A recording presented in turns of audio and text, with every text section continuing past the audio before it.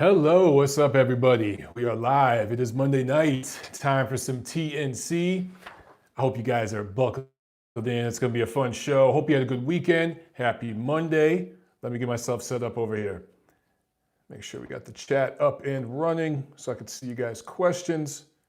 Remember, keep it civil. We enjoy debate here. We welcome debate, but let's keep it civil. Let's not be mean to each other. Let's not troll too much. You can have a little bit of fun, but not too much. All right, let's see. Jack's on here. Danilo Saloon's on here.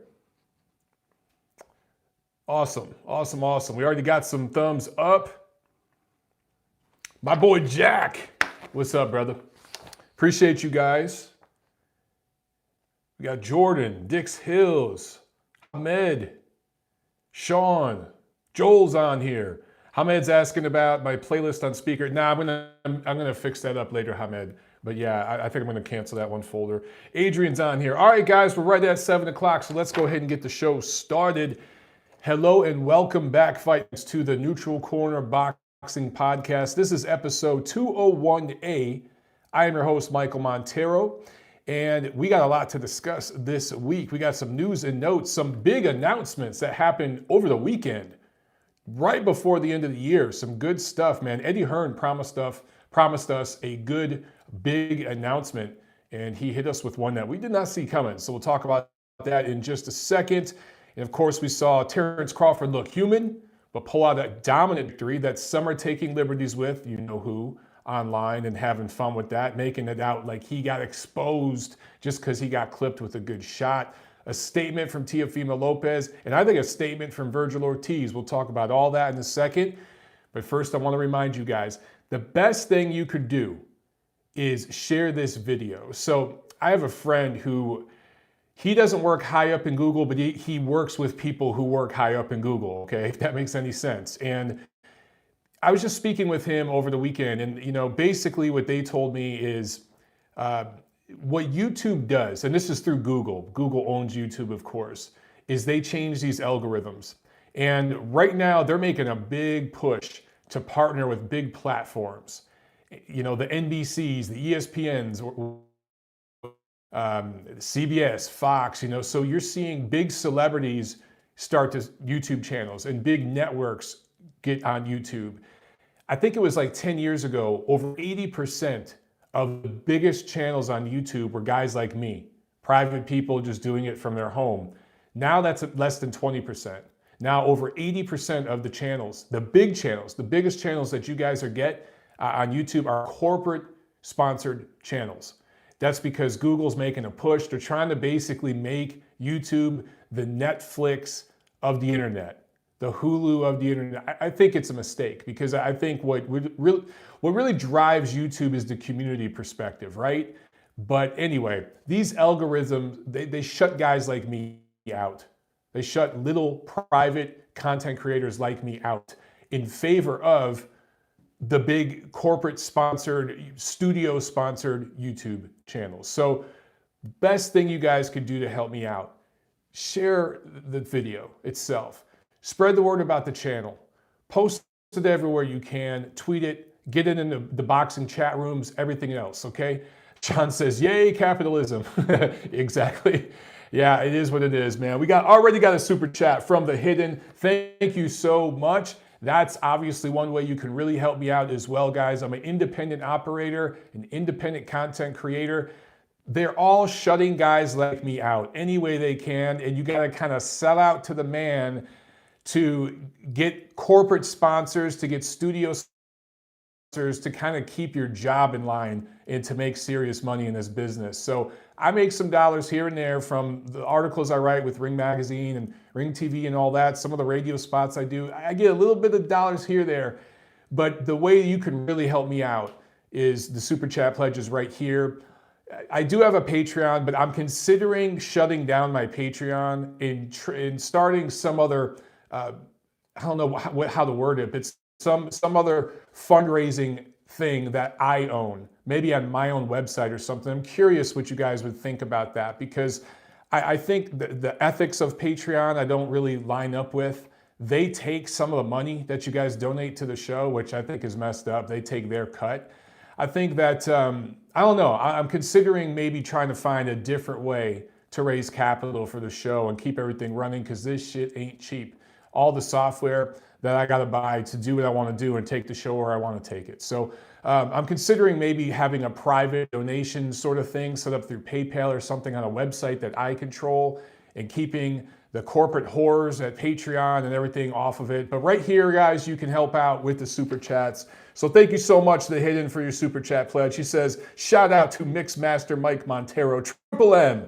I like that. I like that a lot. Thank you. Anyway, so I'll stop talking about myself. I know I had to get a minute of plugs, or maybe a couple minutes of plugs in there, but I am curious what you guys think about that. All right, so let me know about that. But okay, let's get into some news and notes. This is TNC 201A for the week of December 21st. And guys, I think that next week, I'm probably not going to do a show. It's Christmas week. I'm going to have family in town, but on top of that, I'm also working. I got to finish up an article for Ring Magazine. Actually, I got to get one done tomorrow morning, and then I got to get to work on 2 for the next issue. One on Evander Holyfield and one on Gervonta Davis.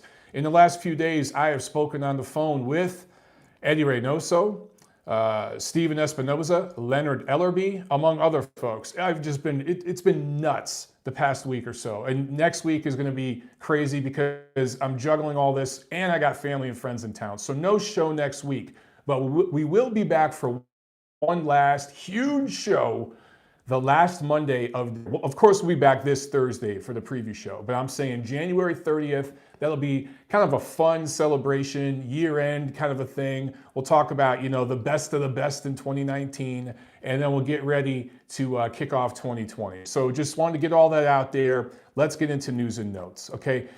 Mikey Garcia inks a deal with Matchroom, Eddie Hearn's Matchroom. His next fight will be February 29th, probably against Jesse Vargas on DAZN. Who the hell saw this coming? I sure as hell didn't. So Mikey Garcia now, and look, I should state, this is for one fight with the option of a second fight. So it's kind of a short-term thing because Mikey doesn't do long-term deals with promoters. He did not like his experience with Top Rank, and after that, he's kind of done this free agent thing where he's just kind of fought. Basically, you're fighting for Al Heyman and PBC. They're basically your promoter, but Al kind of plays both sides of it because he's acts like a promoter behind the scenes in certain ways. He's an advisor, a manager, kind of does a little bit of everything. Anyway, now he's going to technically be promoted by Matchroom in 2020. So yes, it's probably going to be Jesse Vargas on February 29th. Now, I hear a lot of you groaning and cringing. Look, I hear you, but listen, it's not pay-per-view. He is coming off a loss, a dominant loss where he didn't look very good. I'm cool with this fight. I think it's a good rebound kind of fight for him. I think that Eddie Hearn's smart. He might put that in Chicago. I think that'd be awesome there. He might put it in Los Angeles. Of course, it'd do great there. I'm thinking he'll put it in LA because, Mikey Garcia is an LA fighter. It just makes sense there. The second fight is what I hope really they play up, okay, and they do the right thing. And I've heard Josh Taylor, I've heard his name thrown around. That would be great. Who the hell wouldn't like to see Mikey Garcia and Josh Taylor? That'd be awesome. Mikey Garcia and Regis Prograis, that's a possibility. Those guys all fight on DAZN. Regis Prograis is kind of like a free agent, but Josh Taylor's on DAZN. Man, if Mikey got that later in the year, he went over to the UK and fought Josh Taylor, I'd love that. That'd be awesome. Now, if they bring Josh Taylor to America and do it in Vegas, that's kind of, I'd groan at that, but I still love the matchup. If he doesn't fight him and ends up fighting somebody like Regis Prograis, I love that matchup. And Prograis now trains out of Los Angeles, lives there. So they could do that fight in LA too. I think it'd be big there. So there's big possibilities with Mikey Garcia. I think he's going to actually have a really good 2020. I really do. Win, lose, or draw, he's going to be in fights, or at least that second fight, that we're going to give a damn about his opponent. We really are. And it's going to be seen as a very close matchup. All right, so I'm looking forward to that. That's a big announcement. I really do think that's a big announcement. And I got to say this. there's these loyalties among boxing fans, and there's these cults, okay? And I hate this shit. I really do. And even with credentialed media, you see this because people, again, they get tied to their corporate masters that pay their checks, and so they got to play the role. And you hear a lot about, Uncle Al's playing chess, all these other guys playing checkers. You hear people saying, DAZN's going to run out of money. They got no subscribers. Well, Mikey Garcia disagrees with all that because he just went and signed a little deal with DAZN. So look, people they're going all over the place, all right? PBC's doing some great stuff right now. I don't like the pay-per-views, but I do like what they're doing with some of their fighters in the marketing. And I do think that some of their guys are really becoming popular stars. Deontay Wilder, now look, he's not a crossover superstar, but he is becoming a brand. Gervonta Davis, technically is Mayweather Promotions, but man, he's really becoming a star. He's selling tickets here in Atlanta. They're going to do at least 10,000 here, I'm telling you. So, and he's with Heyman, right? Because Mayweather Promotions is kind of an offshoot of PBC, basically. So I like some of the things that they're doing, but DAZN's doing amazing stuff too. Top Rank's doing some great stuff. We'll talk about that a little bit later in the show. So all these guys are doing good stuff. As long as they work together, we'll be all right. If they keep doing this Cold War bullshit and they don't work together, it's not going to end well.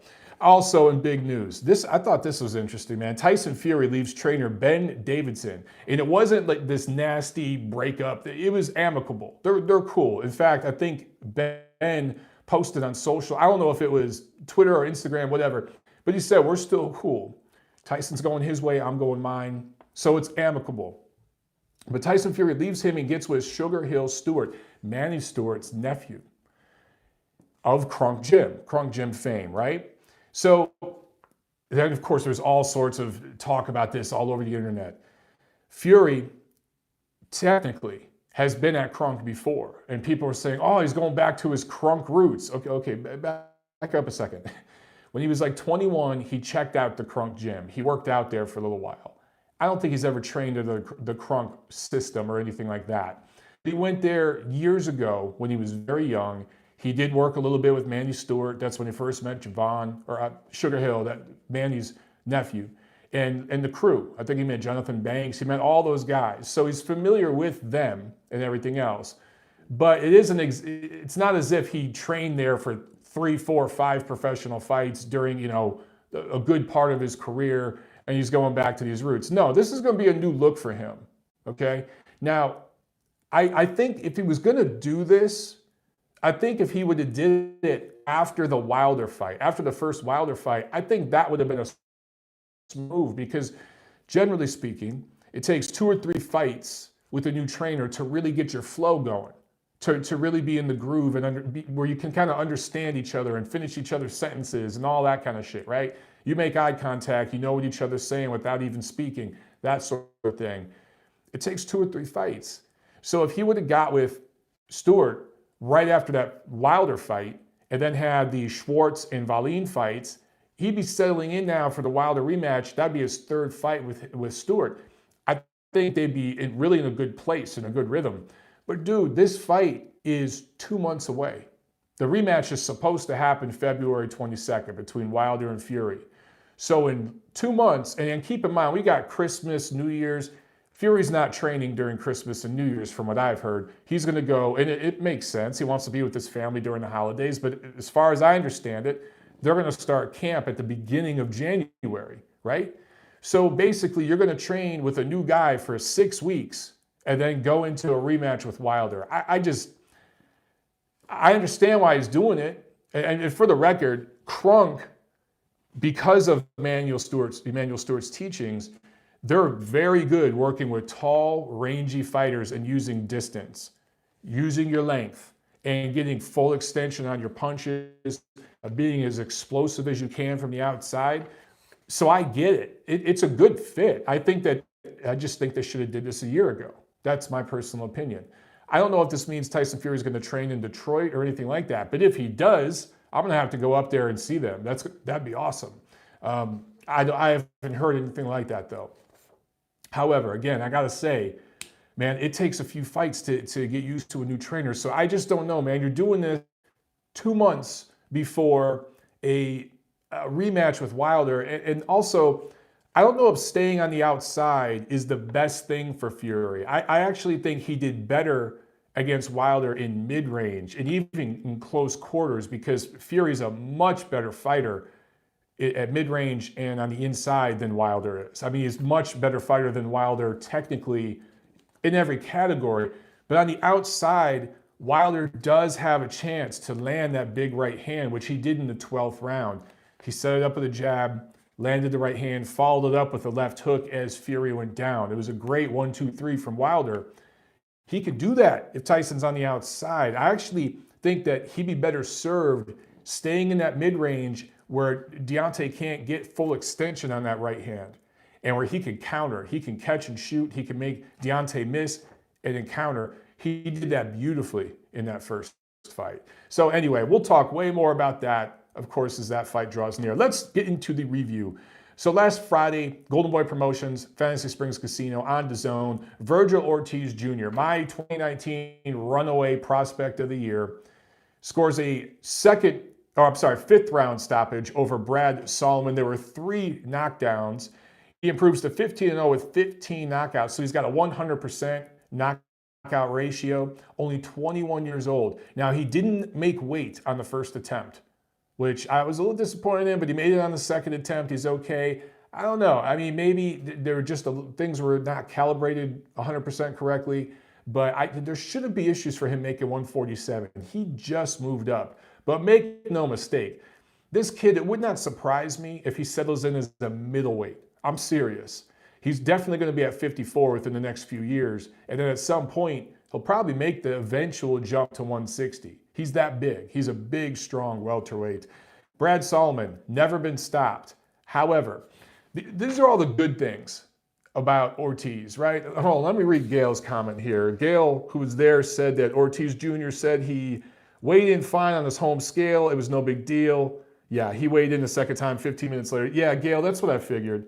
I figured that it was just something like these scales, you can't trust them, the calibration and all that stuff. When you get on the commission scale, it could be totally different. Sometimes it's a pound off. I think that's what happened to Sergey Kovalev against Canelo a few weeks back. Or was that? Shit, that was over a month ago already.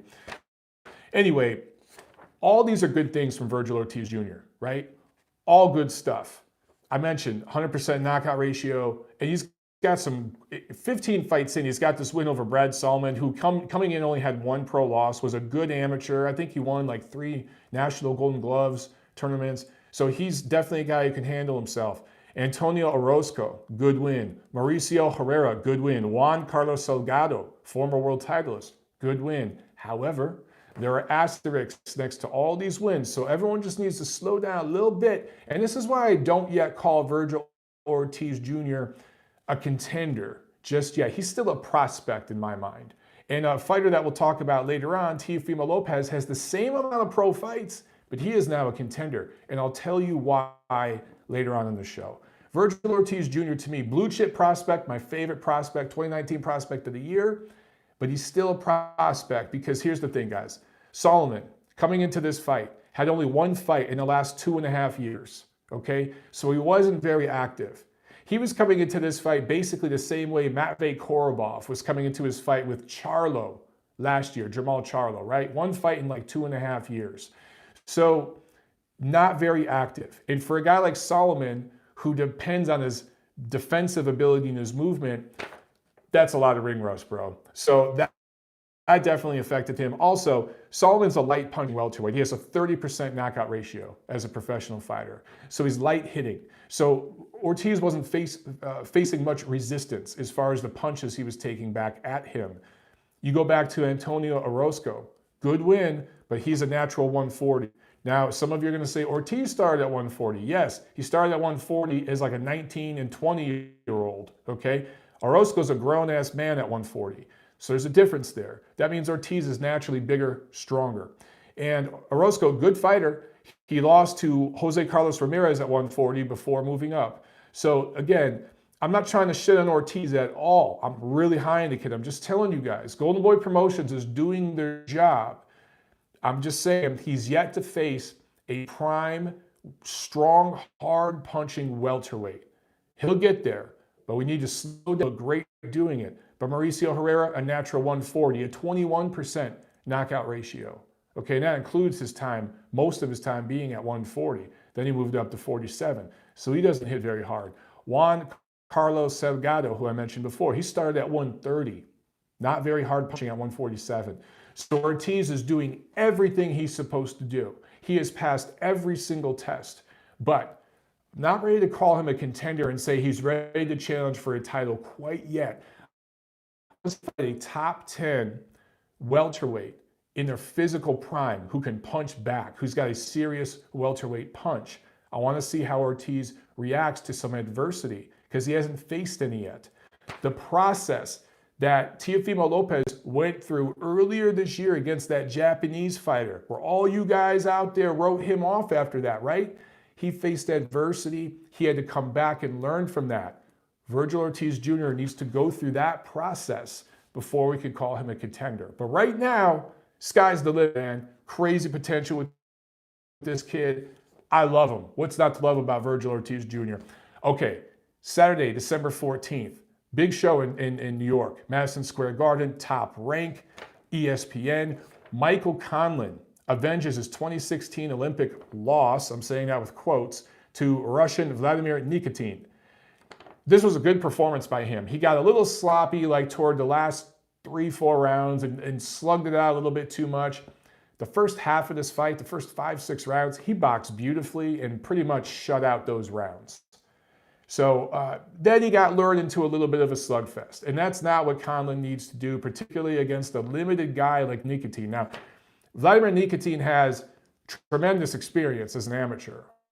Only 3 pro fights coming into this, but hundreds of fights as an amateur. He knows how to handle himself in a boxing ring. But he kind of does one thing, one speed, one angle. You know, again, if we make a baseball reference, like I do all the time, he does the same pitch. Over and over, but it's a good enough pitch. Let's say it's a fastball. He's got such a damn good fastball. He was able to win huge Olympic tournaments from it, go to huge amateur tournaments, go to the Olympics. You know, he's been able to carve out a great career for himself with that one pitch. But a boxer like Conlan sees that one pitch coming and makes adjustments. And so I thought he won 7-8 rounds of this fight. Some people did not like the scorecards. They felt they were too wide. I didn't. I scored this fight. I think it was a 10-rounder. So I had it like 98-92. I could see 97-93. That's it. Conlan clearly won this fight. Good performance. I'm still not... Conlan's another guy. I mean, he's not as far along as Vergil Ortiz Jr. He's still a prospect, still developing. At some point, he says he wants to compete for a world title at the end of next year. Maybe he'll get there, but he can't get lulled into these brawls like this. He's got to just box. He's going to be one of those guys that has to box every minute of every round of every fight. That's what he needs to do. Okay, let's talk about Teofimo Lopez, man. Improves to 15-0, 12 knockouts with a TKO 2 win over Richard Commey, who had never been stopped before. He had been buzzed, he had been hurt, but not stopped. Wins the IBF lightweight title, and more importantly, the Vasily Lomachenko sweepstakes. So they are probably going to fight in April. Lomachenko was there at the Garden. He was ringside. They interviewed him right there, and he said basically, you know, welcome to my club, because now you have title. Welcome to my club. I'll see you in April, my friend. So he's ready now to do that fight, and we're going to see that in April. It's going to completely unify the lightweight division. I love it. I think that is an outstanding fight. And now, look, a year ago, I didn't like the fight. I thought it was way too premature. Goodfellas says that impression was terrible. Yeah, it was, but sue me. I'm just having fun. A year ago, Lopez was way too inexperienced. But what he went through this year, specifically with Nakatani, I think that's the fighter's name, Nakatani. Oh, Billy Falco's on here. What's up, Billy? He says, same punch that hurt Commey in the Easter fight is the same punch he got caught with and knocked him down against Lopez. Yes, the difference is Lopez's shot was way harder and faster and twitchier than Robert Easter's. You saw the difference in result. But yeah, I'll talk about that in a second, Billy. But yeah, so now that Teofimo Lopez has gone through that process, having a tough 12-round fight with the Japanese guy, learning that he has to take every opponent seriously, that he was getting a little too carried away in camp with all the trash talk and needed to bite down and get serious again. Look how great he looked against Commey. Looked outstanding. So now, look, we got the big three prospects coming up over the last year or so have been Lopez, Ortiz, and then of course Devin Haney. When I rank all three of them right now in terms of their resumes, I put Lopez number one, clearly. He's got a world title, but I don't read too much into the world titles. It's who he beat to get there and the processes he's had to go through. He's had to go through a little bit of turmoil to get there, right? He was humbled a little bit. Even in the dominant win, he won that fight clearly against Nakatani, but it's how he looked vulnerable in it, right? And he took a lot of criticism. And he kind of had to back up and pump the brakes a little bit and get serious. Devin Haney hasn't gone through that process yet, neither has Vergil Ortiz. So I rank Lopez number one out of that three, then Ortiz, and then I actually rate Haney third. Haney has the worst resume as far as who he's fought. He just hasn't fought the names yet. Not even guys that are past their best or moving up in weight like Vergil Ortiz has. So Haney needs to step up the opposition in 2020, especially he's got a title now. So anyway, Lopez. Now that Jaron Ennis, I hear one of you guys asking, yeah, Jaron Ennis, I think 2020 is going to be his year to step up. I'm sorry, I didn't see who asked about Jaron Ennis, but I like him a lot. I'm really high on him as a prospect. He's got to step up the opposition as well. I think 2020 is going to be his year where he's really going to start to get attention. But I put him behind Lopez, the big three right now.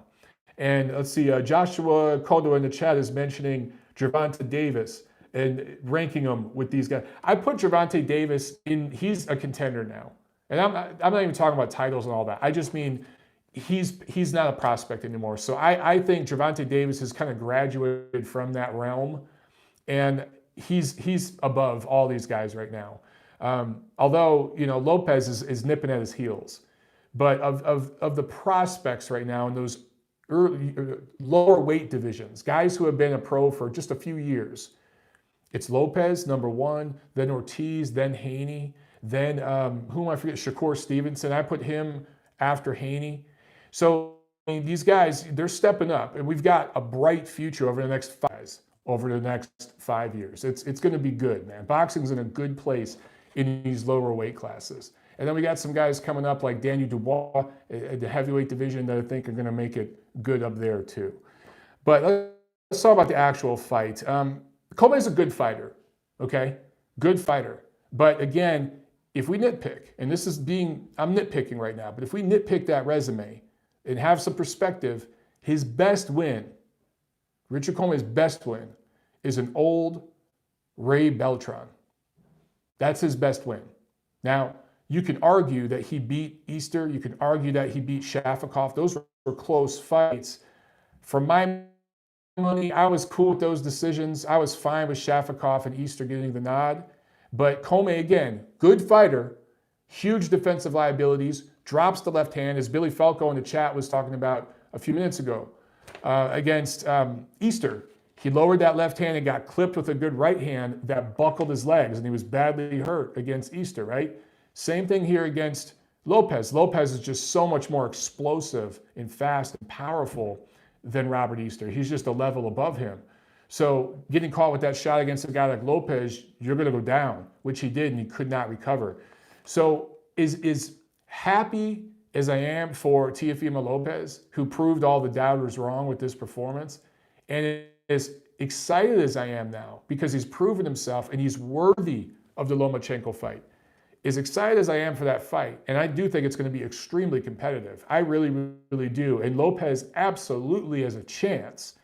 There's such a leap from Richard Commey to Vasily Lomachenko. Such a leap. Now, Lomachenko is not naturally as big as Commey, and in fact, Teofimo Lopez is the naturally bigger, stronger guy compared to Lomachenko. I know they're both fighting at 135 right now, guys, but again, I go back to the age. Lomachenko is a grown-ass man who's a featherweight fighting as a lightweight right now in his 30s. but within a year, by the end of next year, Teofimo Lopez will be at 140. So, we got a super chat pledge from Joel O. Thank you so much. He says, Merry Christmas. Any truth to what Aram said about Errol Spence being much worse than was reported?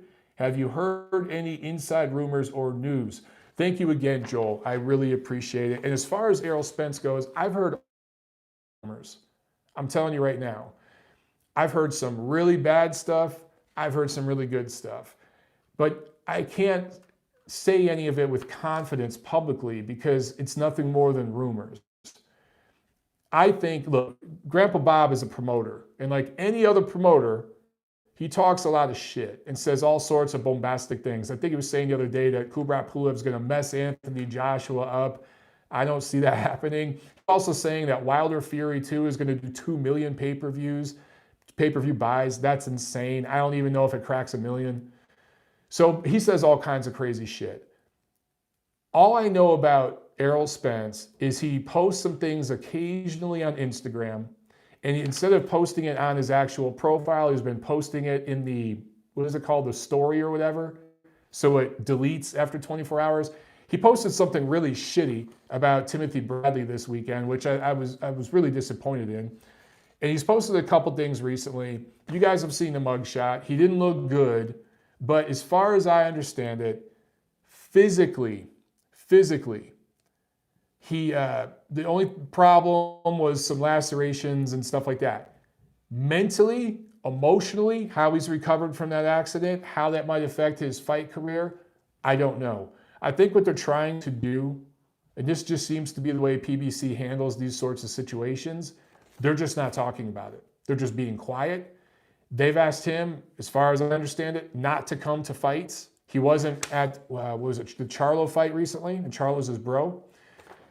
He's kind of staying out of the public eye. And they're just, I think, kind of hoping that the news about the accident, the drunk driving and all this stuff kind of just fades away. Because we live in a 24-hour news cycle on social media. And people will find other stories to jump on and more tabloid fodder to jump on. So by the next time Errol Spence fights, of course those questions will come up, but it won't be as crazy as it is now, right? So I think he's physically going to be okay. And I think he's going to fight next year, but it's going to be late in the year. I think Spence will fight twice next year, but it's not going to be against top-level opposition. I just can't see that. I think he's going to come back and have a really soft type of fight, maybe in the early summer, and then a step-up kind of opponent in the fall. Maybe as mandatory or something like that, if there's a situation like that. But I just can't see him taking on a guy like, they were talking about him. Look, I think a big part of this deal with Mikey Garcia going over to the DAZN is because of what happened with Errol Spence.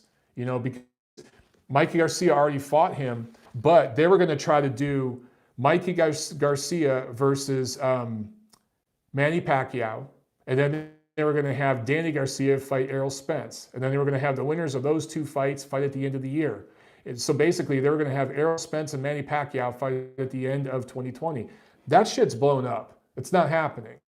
So that changed everything. It changed all the rules, right? And I think it says a lot, Mikey Garcia going over to the DAZN for like 1 year. It shows the delay in those plans. So just kind of read between the lines on that. All right. Back to Teofimo Lopez real quick, comparing him to Lomachenko. We'll talk about that fight next year as we get closer to it. But again, I go to the size factor, okay? Lopez is a naturally bigger, stronger guy. He's an inch taller, 3 inches longer reach, 9 years younger. So because of those factors, the explosiveness, the power, him being bigger and stronger, he absolutely has a chance. But man, you're taking a quantum leap from Richard Commey to Lomachenko. Even this Lomachenko who might be slowing down, hitting the tail end of his prime. I think we're going to start to see that over the next year or two, the tail end of Lomachenko's prime. But I still favor Lomachenko by decision in that fight. And guess what? It's going to teach Teofimo Lopez so much and make him a bigger brand. And what's he going to do after that loss? Say, oh man, I can't make 35 no more. I was killing myself to make weight. He'll move up to 140 and he'll be ready to challenge against any of those guys immediately. Who wouldn't love to see Teofimo Lopez against any of the guys at 140? Remember, everyone, Top Rank also promotes Jose Carlos Ramirez, who is at what? 140 pounds, okay? There's also Regis Prograis, Josh Taylor. There's a lot of fighters at 140 for Teofimo Lopez. So I think that's the way that's going to play out. We got another super chat pledge from Adam Guarno. Thank you so much, Adam. He says, big fan, Mike, my go-to boxing mind, first live video. Well, thank you very much for supporting the show, and thank you for being here live. That means a lot to me, Adam. You know what? My best friend growing up in Detroit, his name was Adam Arnone, and he ended up dying when I was very, very young. Into how or why, because I want to break down right here on this show, but that was the name of my best friend growing up, man. So you got a good name, my friend. Okay, main event, Terence Crawford, TKO 9 win over the Mean Machine, Egidijus Kavliauskas. Crawford is now 4-0 with 4 stoppages at 147 pounds, albeit not against elite level opposition, but he's doing what he's supposed to do with these dudes. He's 36-0 with 27 knockouts now. So here's the thing about this fight. Here's the thing. Mean Machine, very competitive. He lived up to his nickname in this fight. He took a beating early on. He took some hard shots, but he delivered some hard shots. And I think that this was the first opponent in a while for Bud that didn't just kind of start to fold mentally. These dudes over from that part of Europe, they're tough. And Crawford was like, oh, shit, I got to bite down a little bit here. Okay, this dude's got something to him. Because in the third round, Mean Machine landed the right hand, and I don't give a shit what the referee has to say. It was a shot that landed flush. Terence immediately tried to hold on. Kavliauskas tried to follow up, and those shots got smothered when Terence got in and tried to hold. So it was sloppy, but it was a continuous athletic movement from when the punch was landed to ultimately when Terence Crawford fell down on his knees, right? He fell down because he was on unsteady legs. He went out to hold, he couldn't, he fell. That's a knockdown. He got clipped. And Crawford took some other hard shots in those early rounds. And I thought that Kavliauskas won a couple of those early rounds. So after 4 or 5 rounds, this was kind of an even fight. And had the referee properly scored the knockdown, Kavliauskas might have been ahead by a point. Okay, but by the 6th round, end of the 5th round, 6th round, Terence Crawford took over. He found his gear. He bit down, and he got nasty. This is a nasty dude in the ring. He's got a real old school dog in the way he fights, and that's why I love watching Terence Crawford fight. I don't give a shit who he fights. I'm going to watch because of this dog. When these guys that press a little bit and actually have moments against him, when they have those moments, you see Terence Crawford hit another gear. And I don't just mean making a technical adjustment. I mean an attitude adjustment. You saw him start to just get nasty in there. And this shit wasn't a boxing match no more. He was taking it back to the street, okay? You guys have all known these dudes. You grew up around guys like that in your neighborhood where you know, what was the scene from like Goodfellas? Maybe it was Casino, where he was talking about Tommy. Pacino's character was talking about Tommy. You know, you come at him with a bat, he comes with a gun. You beat him with a gun, you better kill him because he'll just keep on coming. That's the way I thought about Terence Crawford in this fight. And I think Kavliauskas saw that. And Iron Will from the Mean Machine slowly but surely was beat out of him. And you saw levels in this fight. You saw it being fought on a competitive level through the first 4 rounds, and then level separation since from the 4th, 5th round on. And then eventually the stoppage win, TKO 9 for Crawford. Dropped Kavliauskas in the 7th, twice in the 9th, and I thought it was a good stoppage. What this fight was one guy who was kind of unknown having the best fight of his career, and another guy having a B performance. I'm sure if Terence Crawford rated his performance, he'd say, yeah, it was a B, B minus. Maybe you give him a B. That's the levels between these two. And Kavliauskas is a top 10 welterweight. So that puts everything into perspective here. You know, the PBC cult guys, the LDBC people and all that, immediately reacted to this knockdown like, oh shit, he got exposed by this nobody. I saw a few people on Twitter calling Kavaliauskas a nobody. Now look, I'm not saying the dude's an all-time great. I'm not saying he's going to make the Hall of Fame one day. He's not. But he ain't nobody. He made not one, but 2 Olympics. You're not a chump if you go to 2 Olympics. Okay, so Egidijus Kavaliauskas, I like saying that name because I think I'm getting it right. I'm saying it pretty good. Seriously, guys, he's a solid professional fighter. And now, because of this fight, guys will see some of the levels that he has and be able to properly prepare for him going forward. He was kind of unknown, and you kind of didn't know what you were getting with him because he's had unsteady performances. He's kind of fought to the level of his opposition coming up as a prospect. He looked outstanding early on, but then he kind of slagged off a little bit. He didn't look as good. He kind of plateaued a little bit. But then in this fight, he showed his full potential. You know what I'm saying? And to show all that, and then for Crawford to do what he did, I was impressed. I walked away being impressed because the fight was more competitive than I thought, and it had better two-way action than I thought, and it had drama. It had everything. People that are talking about this knockdown as if it somehow exposed Terence Crawford. Who gives a shit if he was knocked down? Did you see who won the fight? Did you see how he won the fight? These guys, their hero is Floyd Mayweather, right? That's when most of them started watching boxing, when Floyd became, not Pretty Boy Floyd, when he became Money May. That's when they started watching boxing, a lot of these guys. Floyd Mayweather himself got dropped by Zab Judah. He got badly hurt by faded, older versions of Shane Mosley and Manny Pacquiao. He got wobbled by Chop Chop Corley. He got wobbled by Jose Luis Castillo in their first fight. So if your boy Floyd, your Messiah, who has the O, right, undefeated, never lost, if he got hurt and wobbled and even dropped all those times, and he's still your God, why is it such a big deal if Terence Crawford got dropped and came back and didn't hug him and hold on for the rest of the round? Go back and watch when Floyd got hurt by Shane Mosley and watch how he fought the rest of that fight. Watch the first 5-6 rounds of his fight with Pacquiao and watch which direction he fought in, okay? That's not what Terence Crawford did here. He got hurt, he got hit, it embarrassed him a little bit, and he came back and tapped that ass. So everyone needs to chill out, man. It's boxing. You're going to get hit. And that includes sometimes getting knocked down or even getting knocked out. That's what happens.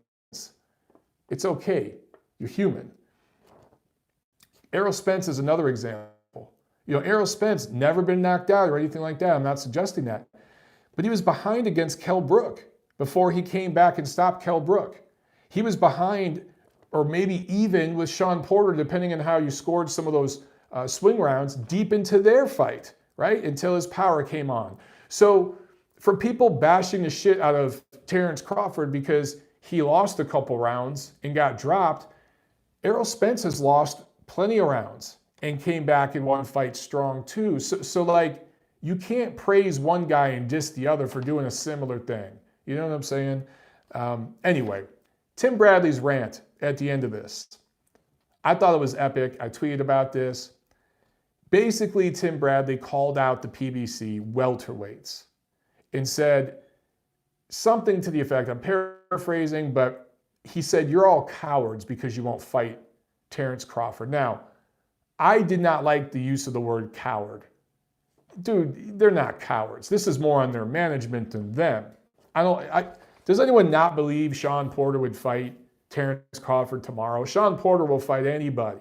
So I don't think Sean Porter and some of these other guys are cowards. I think a better term might be businessmen. I think people like Mikey Garcia, Danny Garcia, they're businessmen, but they sure as hell ain't cowards.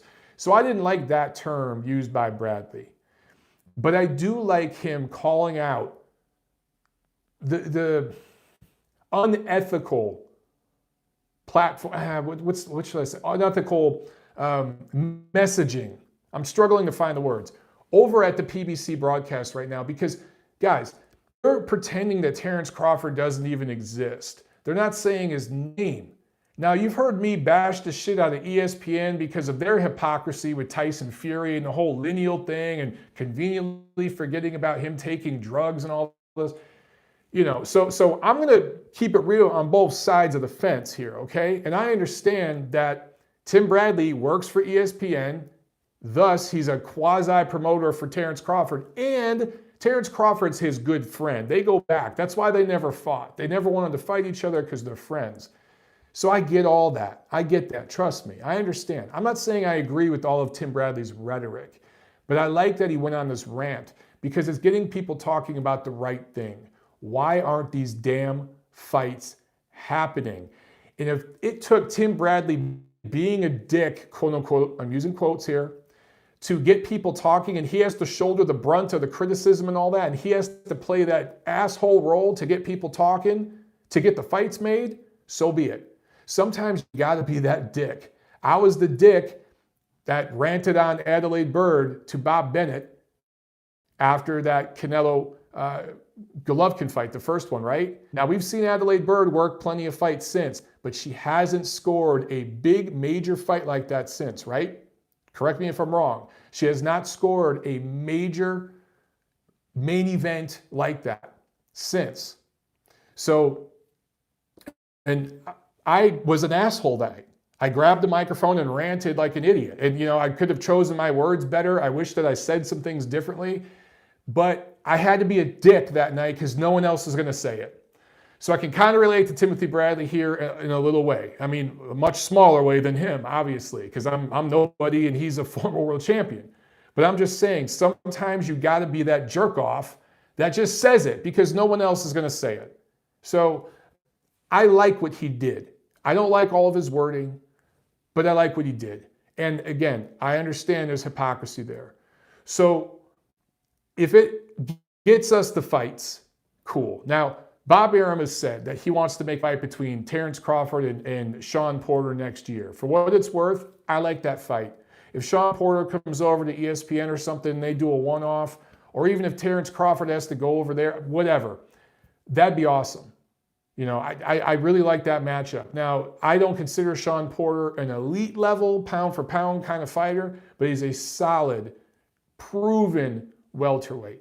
And I think it would really show levels if Crawford fought him. And for what it's worth, I think Crawford would beat Sean Porter in more decisive fashion than Errol Spence did.